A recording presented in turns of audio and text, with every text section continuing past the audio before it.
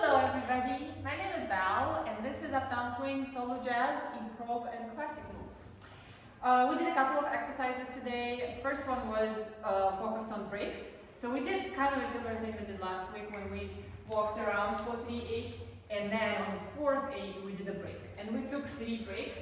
First one was this one, 8-1, pop, pop, pop, pop. So your shim sham break.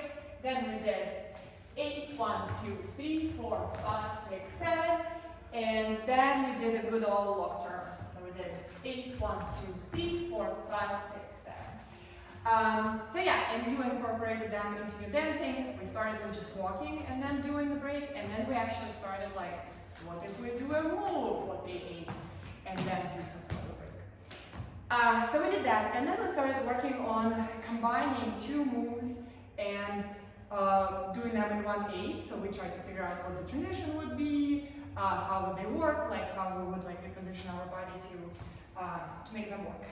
We took full log 8, 1, 2, 3, 4, 5, 6, 7, and took a half for it, and then attached another move as the other half. So some options I've had, for example, 8, 1, 2, 3, 4, 5, 6, 7, 8, 1, 2, 4, 5, 6, 7. With that, then we did box steps. 8, 1, 2, 3, 4, 5, 6, 7. 8, 1, 2, 4, 5, 6, 7. We actually had a couple of options there that people came up with. And then it was just you all trying what works, what doesn't work, trying it with all the different moves. So I won't show all of them. You know what to do. Take 2 moves, squish them into one.